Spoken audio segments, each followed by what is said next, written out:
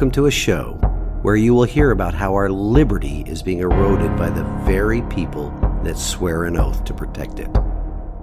Today, the president signed a big new anti-terrorism bill that would expand the government's ability to track down terrorists, but at some cost. On this show, we will discuss many of the lies that the government that hates us, by the way, we will discuss the lies that the people in positions of power and influence spread every day. And what is the best way to confuse children? Confuse them about their sexuality, confuse them about their gender, expose them to things that their little brains are not ready for yet. That is how they are confusing children. It is leading to chaos, and Big Daddy government, of course, can be there to pick us all up and take care of us at the end of it.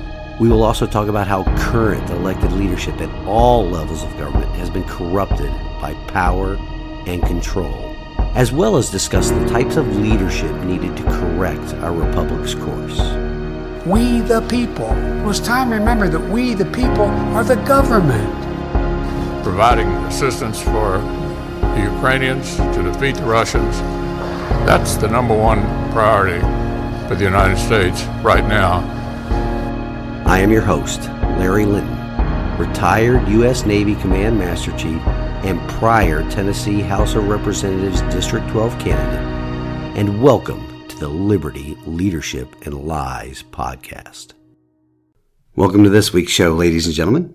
The topic of leadership is up in the rotation today, and as I said last week, we'll talk about the fake it until you make it type of leadership that you can find in nearly all walks of life right now, particularly in elected officials and in churches across the country. I'm quite sure that all of us have met people in leadership roles, whether it is in the corporate world or even in our communities, and after watching them in action, you just wonder how they got in that position in the first place. There are some prominent people in elected leadership positions right now, and I will give you an example of one, that are in those roles that I believe fit that fake it until you make it style. Right off the bat here locally, certain members of the Sevier County Board of Education come to mind, but I'll save that for another episode.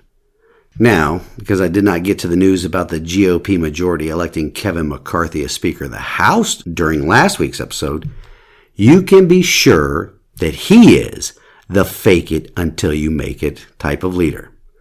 Heck, we could include nearly every elected member of the House, Senate, and White House right now, along with many people in our state governments. Now, as I said before, I absolutely believe that Speaker McCarthy definitely fits the mold of the fake it until you make it type of leader. We'll also discuss the efforts that some conservatives in the House of Representatives used during the battle for the Speaker position, and I will give you what I believe will be the impact it will have on the citizens' liberty. Some of those conservatives might be fake it until you make it type of leaders. Others involved, though, definitely aren't. I'll tell you why I believe that as well. Before I get into the meat of the program today, I want to tell you all about the very special guest I will have on next week's episode. I have heard this person speak at a few public venues so far, and I believe her message needs to be heard by everybody, especially by those people that have children in public schools and do not believe that anything terrible is going on there. I would also like to start off by saying that I do not believe all public school teachers are bad, nor do I think that all boards of education are filled with evil people. But ignorance cannot be an excuse any longer. Ignorance by elected board members, by teachers, and by parents with children in public schools. I believe I discussed this a few months back. In fact, it was in May of 2022 that I talked about how elected officials are making bad policy, government spending, bad laws. These people are often operating from either a position of ignorance or corruption.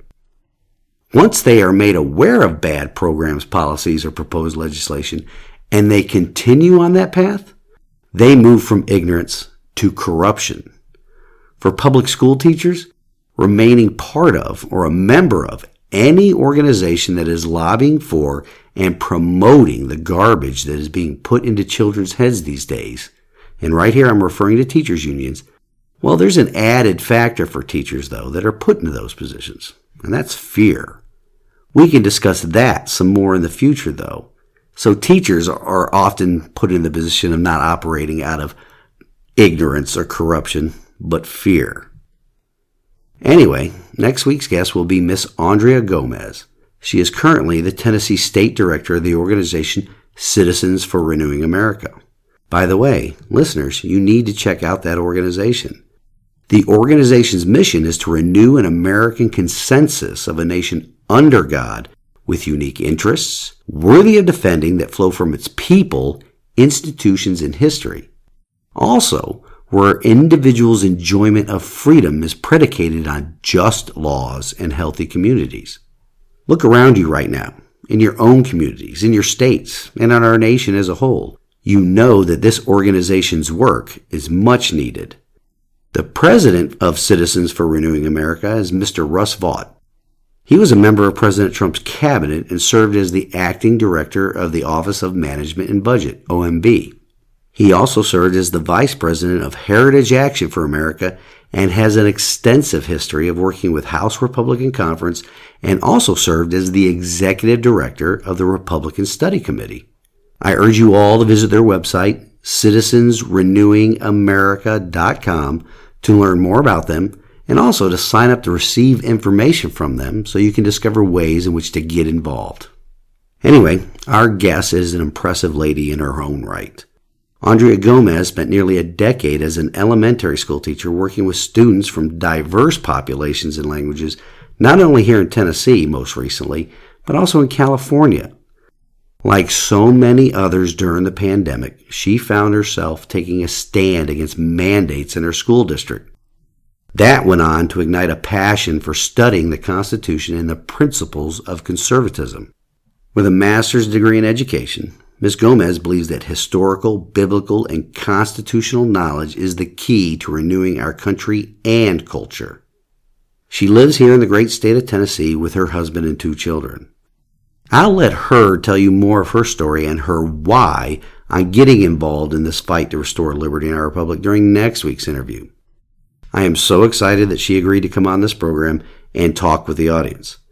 Be sure and tune in next week, where the focus will be on the lies the government tells all of us about public education and the lies believed by parents and taxpayers about that institution. I would like to encourage you all to get those people that do not pay any attention to or do not believe the truth of what is happening in public schools here in Tennessee and around the nation to tune in to next week. Get them to listen. Like I said, while she is doing her work here in the great state of Tennessee, what she will be talking about is happening all over the country. So please, again, tune in next week. I also ask that you share next week's episode with everyone in your contacts list and on your social media pages. Now, once again, before we get into the meat of today's topic, let's pause for a word from the show's sponsor, Anchor.fm.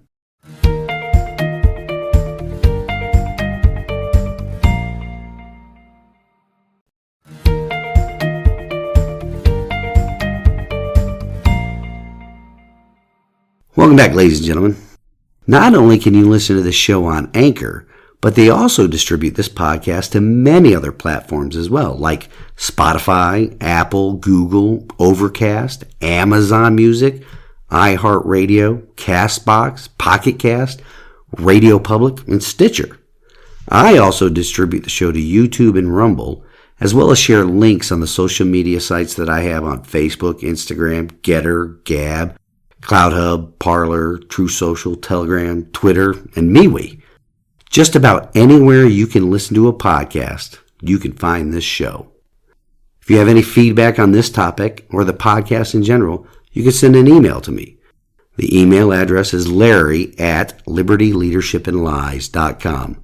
Liberty, Leadership, and Lies is all one word, no spaces or punctuation. larry@libertyleadershipandlies.com. Now let's get on to the fake it until you make it type of leadership. Like many of you, I was on the sidelines cheering every time a vote for the Speaker of the House came up, and it resulted in nobody winning. While many people, especially the statists and communists and members of the Uniparty, While they were wailing and moaning about how our democracy was ground to a halt over these votes, the whole thing was a boon for our country. Why, you ask? Well, the House of Representatives cannot advance or vote on any legislation if there isn't a Speaker of the House, because the Speaker determines the schedule. No Speaker means no scheduled votes. Heck, the members of the House of Representatives could not even be sworn into office until a Speaker is elected. While the members of the new Congress first met on the 3rd of January, it wasn't until the 7th that they could begin to work. I somewhat discussed this earlier this week when I sent out a blog post titled Results, Not Excuses. You should give it a read. I put it out on Sunday, the 15th of January, and you can find it on the website. And we've talked about this before, as well as it relates to whenever state and federal legislatures are in session. Those elected representatives, mostly elected through apathy, are like pastry chefs. Every law they pass becomes a flaky layer of pastry between the citizen and our liberty. While it may taste good, it definitely isn't good for us. Right now, there's over 400 bills proposed in the new Congress just since the 7th of January. Gee, imagine that. But thankfully, there were some members of the House Freedom Caucus that fought for some common sense rules for the House before agreeing to vote McCarthy in as Speaker. Now, if you don't think the media is biased, even some of the so-called conservative media outlets, you should just do an internet search for House Freedom Caucus. Often described as far-right or ultra-conservative or a cult, there is very little written in the media that describes this group of people in a positive manner. Heck, even members of the Uniparty called them terrorists over these votes. Now, why is that, folks? Of course, we know the why. Government and media do not like it when it is exposed just how limited government is supposed to be, as designed in our constitutional republic. That is what many of the members of the Freedom Caucus were doing in forcing vote after vote for the position of Speaker. While the media likes to portray those votes in a much different manner, if you were actually paying attention, you would see the real reason for those votes. Kevin McCarthy, barring a cataclysmic upheaval in the GOP, was almost assuredly guaranteed to gain the gavel as Speaker of the House. The opposition to his position was more about policies and rules, more than it was about personality, although that did come into play too. Because that isn't to say that McCarthy should be the Speaker. In my mind, he shouldn't, because he is more representative of the Uniparty than he is of the Republican Party, which isn't saying much either. A vast majority of elected officials on the GOP side align more with the Uniparty than they do with the stated positions of the National Republican Party. Kevin McCarthy, as I stated at the opening, is definitely a fake it until you make it type of leader. How can you tell? Well, a look at his voting record will show you that he has been faking it since he was first elected to the House of Representatives. That was in 2006, 17 years ago. His voting record has consistently been trending from conservative to liberal since first winning election to the House of Representatives. CPAC, the Conservative Political Action Committee, currently gives him a rating of 74 on their scorecard. Now, if you're my age and you remember the letter grade you were assigned in school, that would be a C. Another organization, the Conservative Review, actually gives him a much lower grade, which they call their Liberty score, of 54. Again, if you're my age, you know that is a failing grade. That reminds me of something that Gary Humble of Tennessee Stands addressed at the recent East Tennessee Grassroots Leadership Summit. He talked about politicians and their moving towards the middle in order to grow the movement or grow participation or to gain consensus. A fair percentage of political leaders now, in addition to leaders at company startups, professional groups, and not-for-profits, pursue what they consider to be the holy grail of decision-making, which is developing a consensus. This can be a bad idea because it more often than not leads to institutional paralysis. But that, in the case of government, is a good thing. But otherwise, it also leads to resentment, fractured teams, and watered-down initiatives. That is primarily what we see in government, and especially within the GOP, both at the state and federal level. Resentment, the fracturing of teams, and extremely watered-down initiatives. Initiatives that, when watered down, erode the people's liberty. So why is the idea of consensus in decision-making so appealing? I believe it's because these leaders are trying to get to the false fantasy that nobody will be mad at me. So, a Republican leader's wish to avoid conflict, or to avoid being perceived as controlling, mean, or power-hungry, makes consensus building seem like a good approach. What they have lost, though, is that they do not learn the lesson that a leader must tolerate making people unhappy and not being liked. It's all about business. It's nothing personal. In essence, these leaders, these Republican leaders that have made their role about themselves personally, instead of the position they were elected to serve in. A position that comes with an oath to, quote, support and defend the Constitution of the United States against all enemies, foreign and domestic. That I will bear true faith and allegiance to the same. That I take this obligation freely without any mental reservation or purpose of evasion. And that I will well and faithfully discharge the duties of the office on which I am about to enter, so help me God. Unquote. Building a consensus to protect your personal image and not the constitutional position, that is a very dangerous, very slippery slope. Consensus building is bad for several reasons. And those reasons are, one, it doesn't work. First and foremost, if it doesn't work, why do we try it? Number two, decisions, if they're worth paying attention to at all, involve weighing pros and cons, assessing input from an array of experiences and sources, then calculating priorities, applying values, and estimating consequences. Decisions that are made in the House of Representatives require that those same decisions must be made within the limitations placed upon the Congress by the Constitution. Those enumerated powers we talk about quite often here. And consensus leads to groupthink, which is not constitutional fealty. Ultimately, somebody has to narrow down the data points into those that are the most important and whether that governmental body remains within its constitutional boundaries. And that's the leader with ultimate authority, the Speaker of the House. Number three, consensus building process can be experienced as a tease by team members who feel tantalized by the idea that they are equal partners in the decision. But ultimately, folks, it is the Speaker's responsibility to the Constitution that they abdicate to the groupthink where everybody believes they are equal partners. Abdicating authority is often necessary, but responsibility can never be given away. But that's what consensus building does. There are many other reasons why consensus building can be a bad thing, but moving towards the middle is moving away from our Constitution. Because the middle is moving further and further to the left, which means further and further, or really closer and closer to tyranny.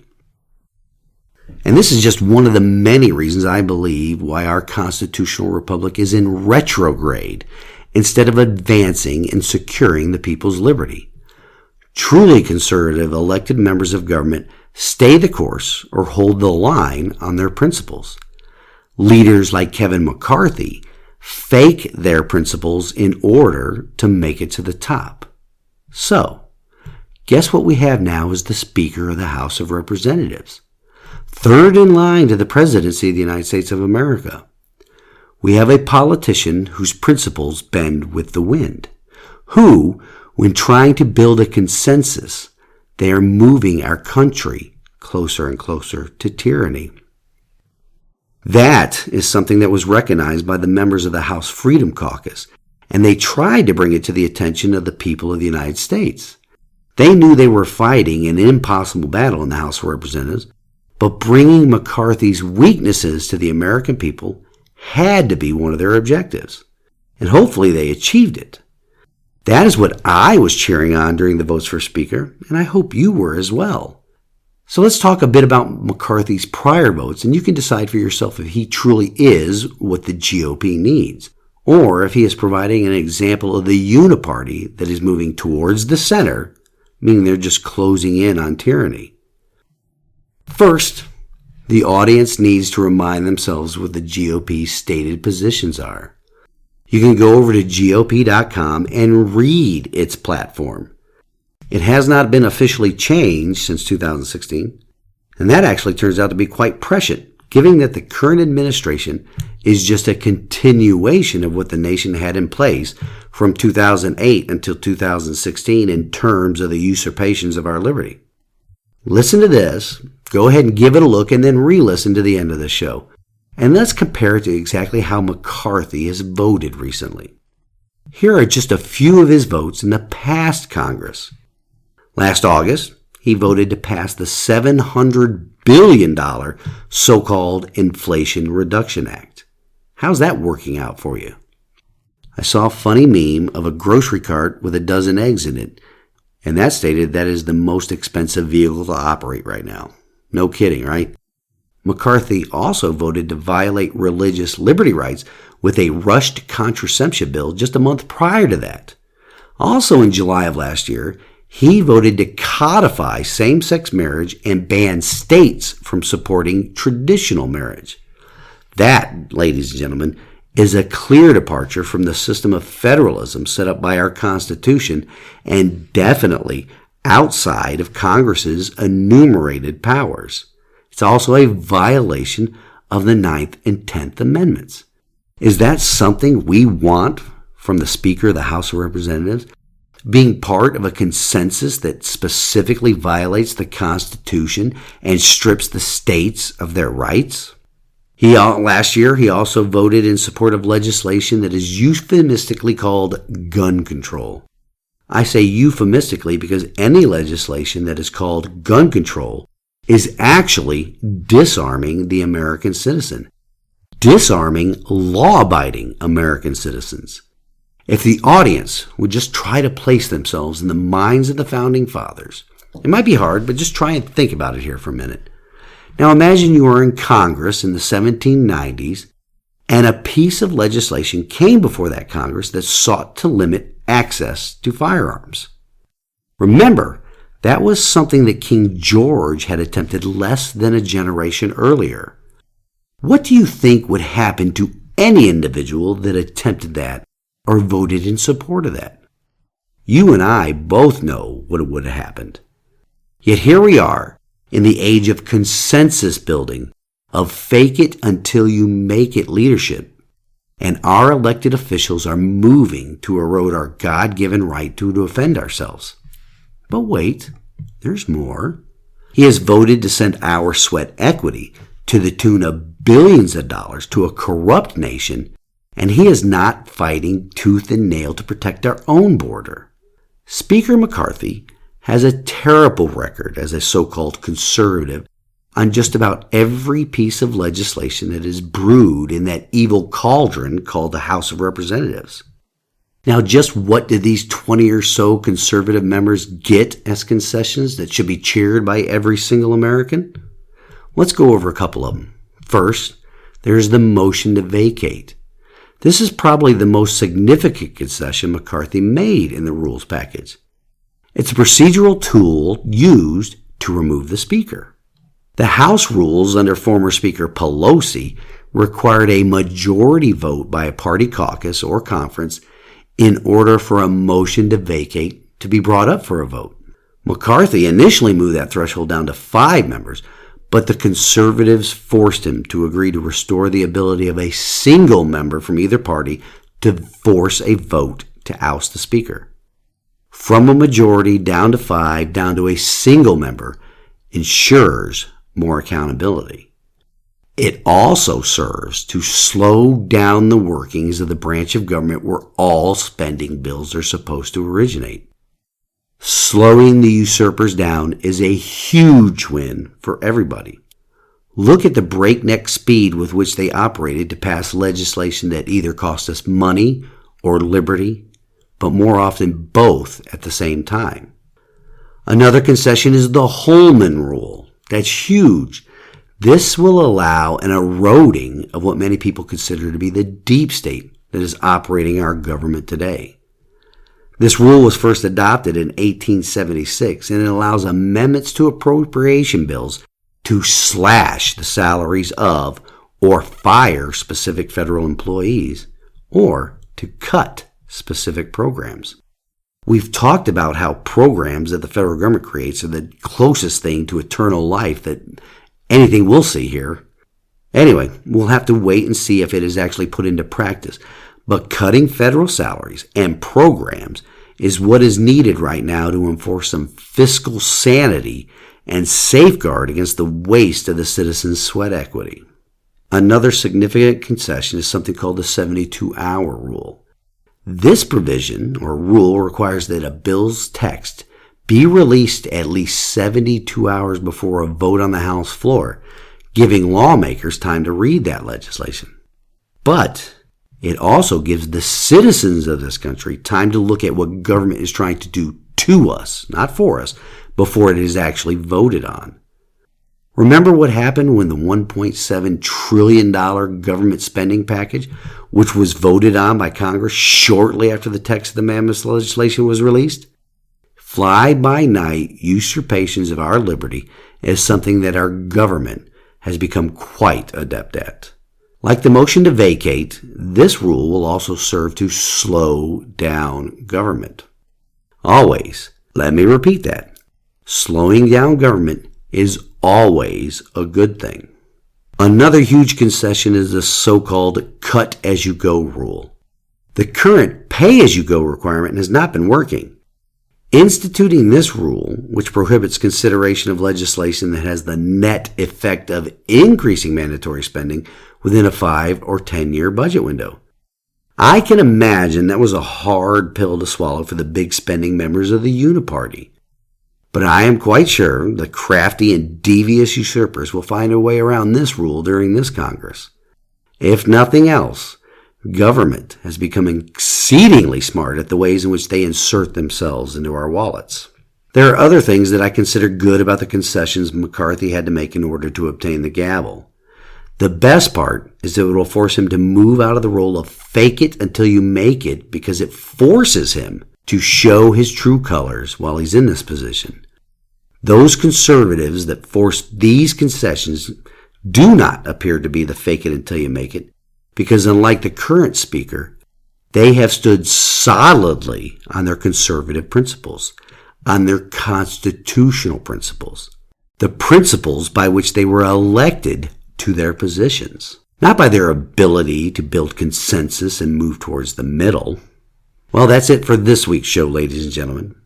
Before we close, we have this week's wisdom from God's Word that comes to us from Romans 16:17. I appeal to you, brothers, to watch out for those who cause divisions and create obstacles contrary to the doctrine that you have been taught. Avoid them. Consensus building, especially within the halls of government, has only caused divisions in our republic. It has created obstacles between the people and our Creator's gift of free will. What our government at the state and federal level has shown us over the years, that the consensus building towards what the usurpers call the middle, well, that has only served to move us closer and closer to tyranny every day. We all must resist the call to build a consensus and stand firmly in the arena to defend the constitutional principles which propelled our nation to greatness. Moving towards the middle has our nation and our freedom in retrograde. Look for and support those leaders who are not the fake it until you make it type, but support those that stand firm upon the true principles of liberty. Unprincipled leadership has put us in this position, and it will take an enormous effort to get us out of it.